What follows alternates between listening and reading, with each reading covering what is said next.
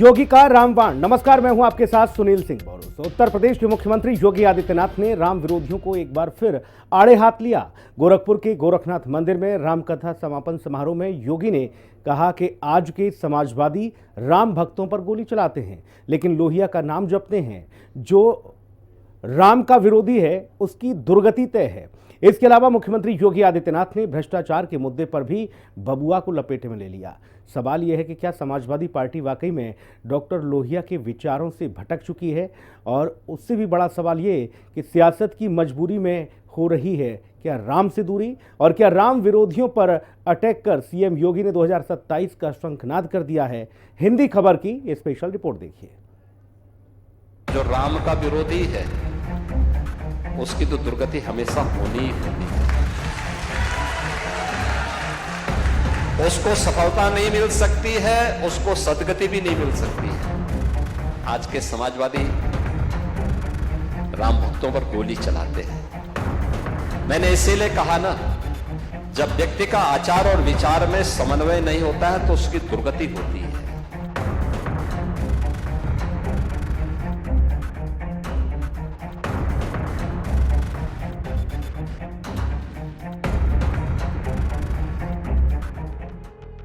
संकल्प से कायाकल्प, योगी नीति, सनातन टू संस्कृति। राम विरोधियों पर सीएम योगी का करारा प्रहार। योगी ने कहा, जो राम का विरोध करेगा उसका विनाश तय। जो राम का विरोधी है उसकी तो दुर्गति हमेशा होनी ही होनी है। लूट और भ्रष्टाचार के खिलाफ योगी की हुंकार। बाबा ने बबुआ को फिर लपेटे में लिया। उत्तर प्रदेश की कमान संभालने के बाद से ही मुख्यमंत्री योगी आदित्यनाथ एक कर्म योगी की तरह उत्तर प्रदेश के विकास में जुटे हुए हैं। चाहे सनातन का झंडा लहराना हो, अपराध मुक्त उत्तर प्रदेश बनाना हो, या फिर यूपी को 1 ट्रिलियन इकोनॉमी बनाने का मिशन हो, इसने ये साबित किया है कि उत्तर प्रदेश में वो सरकार काबिज है जिसके पास नीयत भी है और नीतियां भी। एक तरफ योगी सुशासन को सुदृढ़ करने में जुटे हैं, वहीं सनातन की राह में आने वाली बाधाओं को भी दूर करने की कोशिश कर रहे हैं। योगी राज में अयोध्या से लेकर काशी, मथुरा तक सनातन की नई गाथा लिखी जा रही है। राम भक्त योगी हर उस काम को अंजाम दे रहे हैं जो 2017 से पहले प्रदेश के विकास की राह में रोड़ा बनकर खड़ा था। साथ ही राम विरोधियों की भी जमकर खबर ले रहे हैं, और एक बार फिर से मुख्यमंत्री योगी आदित्यनाथ ने इशारों ही इशारों में समाजवादी पार्टी और अखिलेश यादव पर निशाना साधते हुए कहा कि जो राम विरोधी हैं उसकी दुर्गति तय है। राम और कृष्ण के बगैर, शंकर के बगैर भारत का पत्ता भी नहीं हिल सकता है। हमने इसे अपने जीवन पद्धति का हिस्सा माना है, और इसीलिए हो सकता है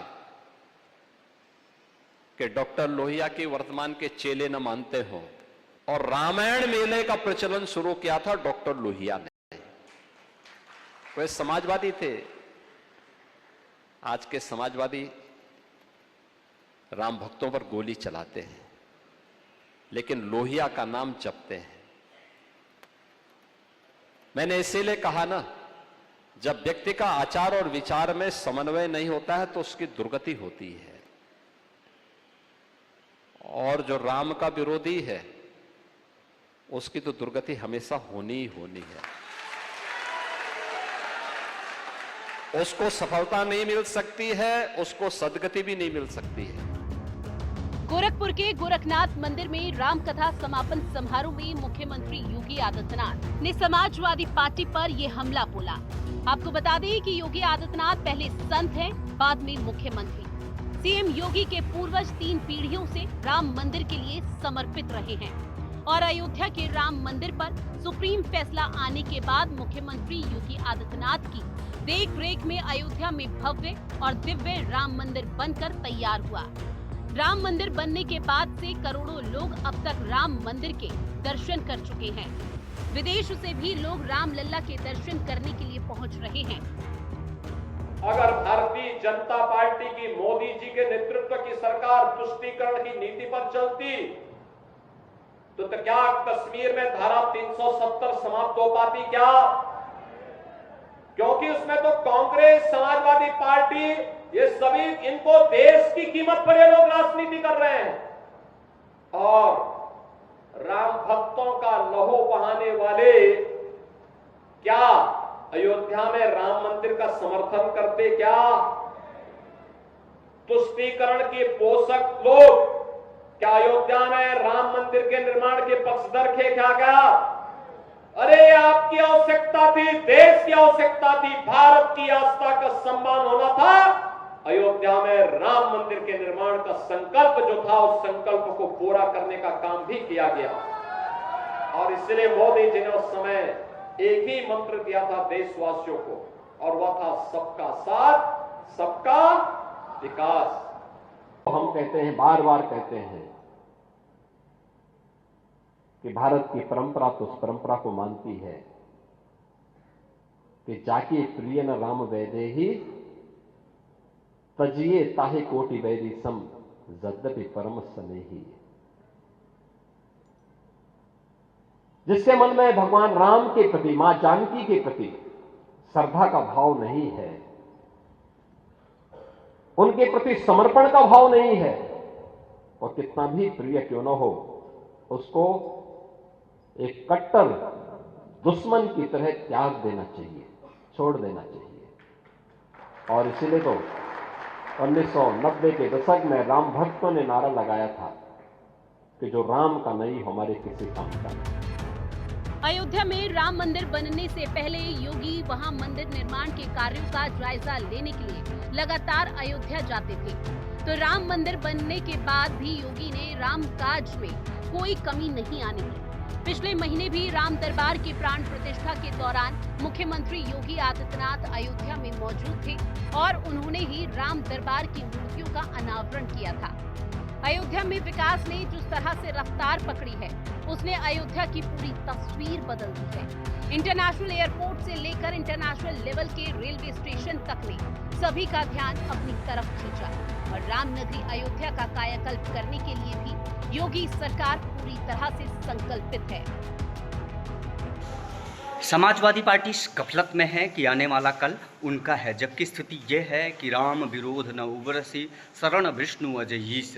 जिन्होंने निरंतर राम से द्रोह किया हो, राम से वैमनस्यता की हो, राम को ही अपना दुश्मन माना हो, ऐसे लोग न तो समाज की दृष्टि से क्षम्य हैं और न ही आध्यात्मिक सनातन की दृष्टि से क्षम्य हैं। ऐसे महाअपराधियों को समाज कभी भी क्षमा नहीं करता है और ऐसे लोगों को तो भगवान शिव, भगवान विष्णु और भगवान शंकर के भी शरण में जाने से मुक्ति नहीं मिलती है।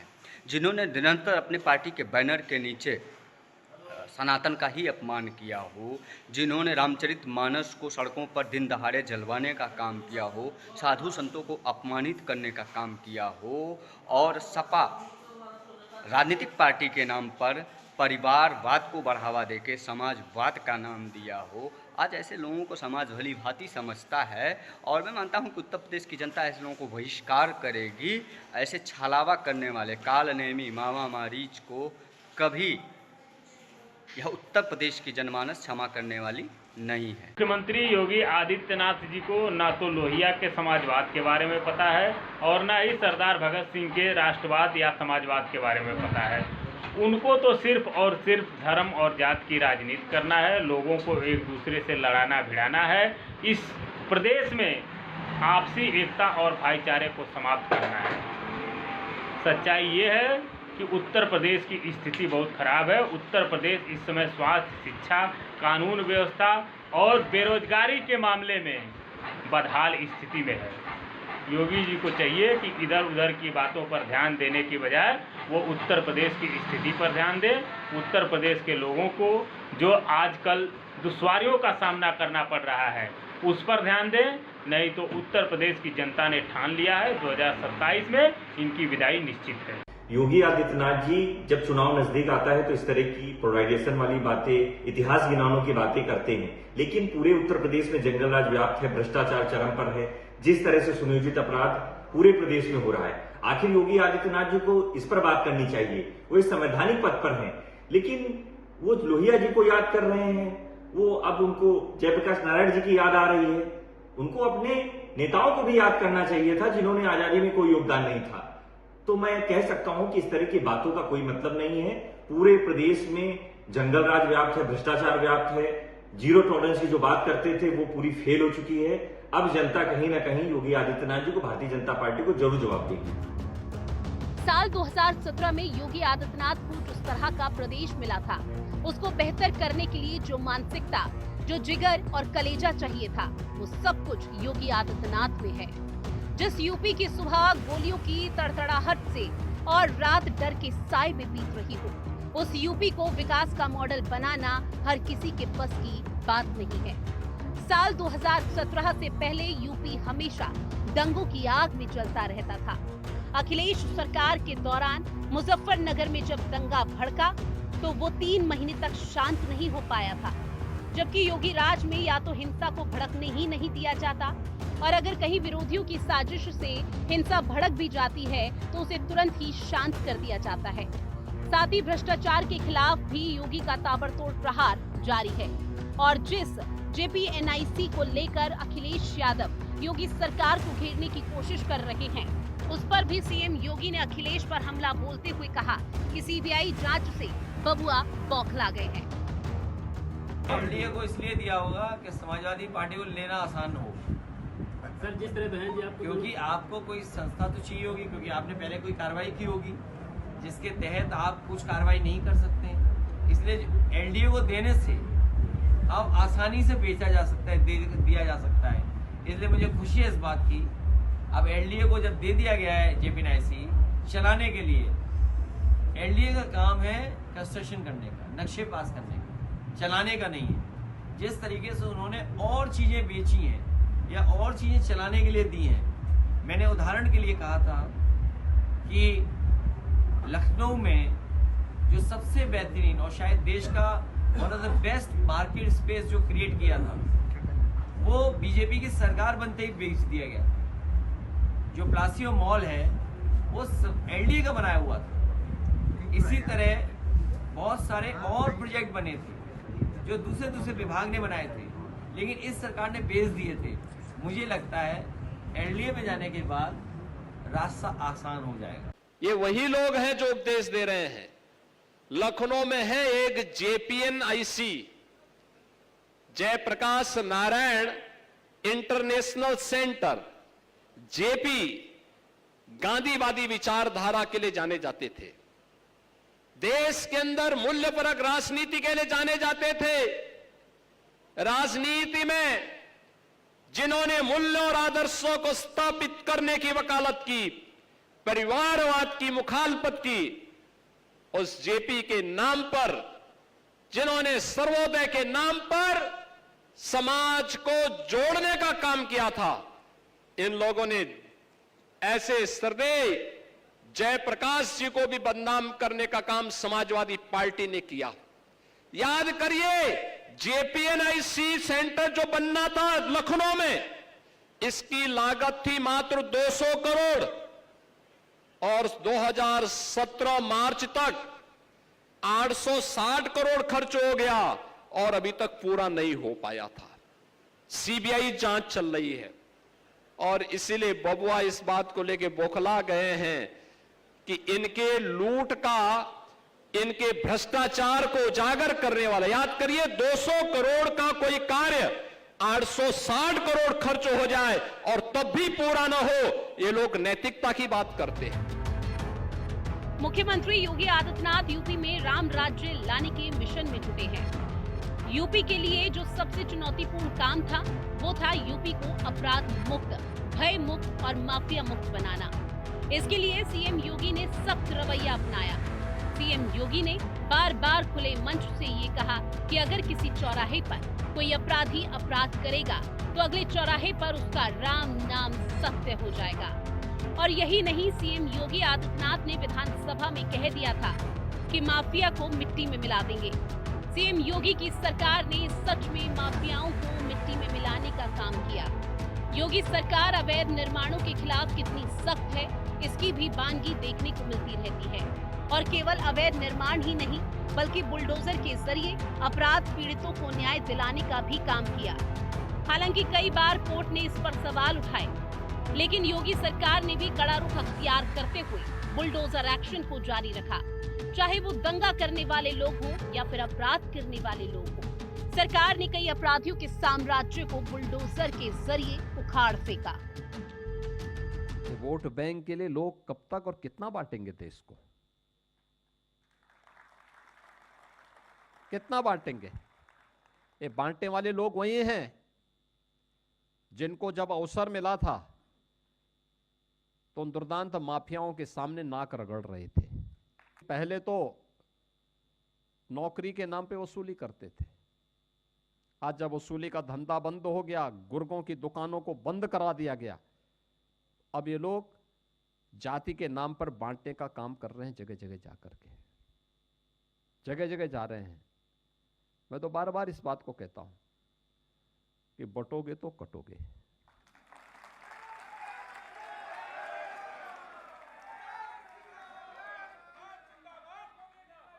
एक रहोगे तो नेक रहोगे। कुछ सरकार के लोग जब सभा में जाते हैं तो आईना देख करके जाते हैं,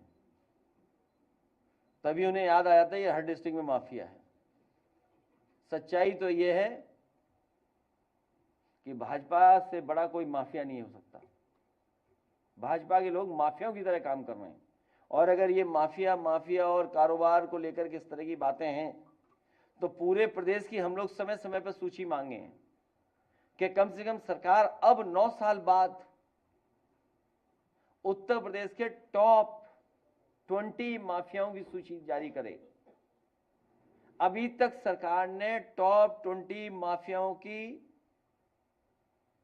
लिस्ट जारी नहीं की है, नाम जारी नहीं हुए अभी तक। अगर नाम जारी हो जाए, सरकार कब करेगी नाम जारी? जो दूसरों पे आरोप लगाते हैं वो आईना देखना बंद कर दें। उत्तर प्रदेश की जनता जानती है कि स्टेट में माफिया कौन है, और अगर इस प्रदेश के माफियाओं की सूची नहीं आ पा रही है तो कम से कम डिस्ट्रिक्ट वाइज ही माफियाओं की सूची आ जाए।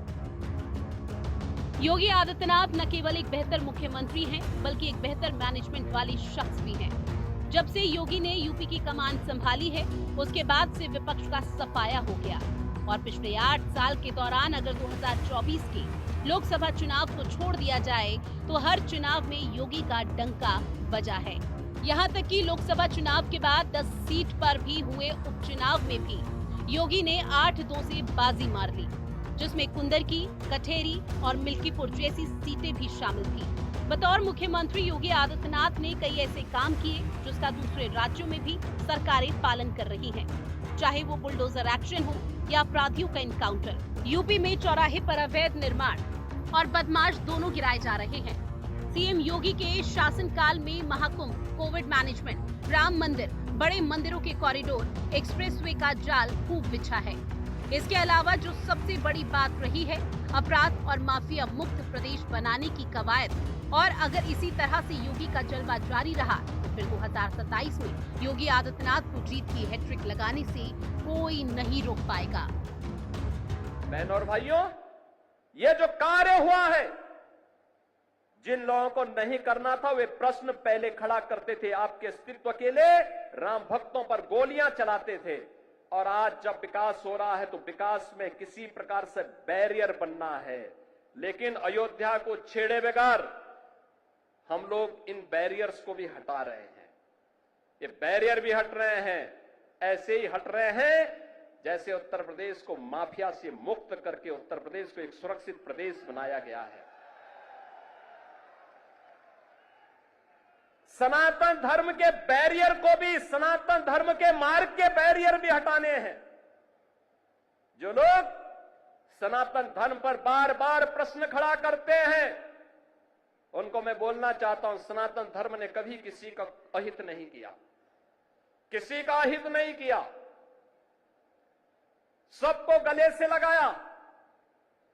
दुनिया की कोई ऐसी जाति, कोई ऐसा मत, संप्रदाय, सेक्ट नहीं जिसकी विपत्ति के समय सनातन धर्मावलंबियों ने उन्हें शरण दे करके फलने फूलने आगे बढ़ने का अवसर न दिया।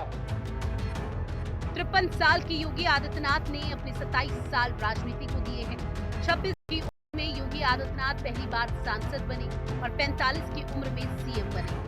सुशासन की नई लकीर खींचने वाले सीएम योगी देश भर में लोकप्रिय हैं। उनकी लोकप्रियता का अंदाजा इसी बात से लगाया जा सकता है कि चुनाव देश के किसी भी कोने में हो, सीएम योगी का हेलीकॉप्टर वहां उतरता ही है।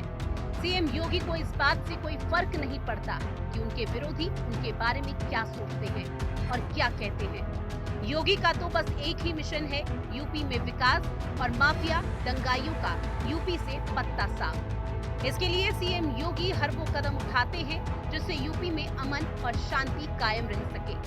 साथ ही अपने सनातनी मिशन को आगे बढ़ाने से भी योगी कभी पीछे नहीं हटते। हिंदी खबर की स्पेशल रिपोर्ट।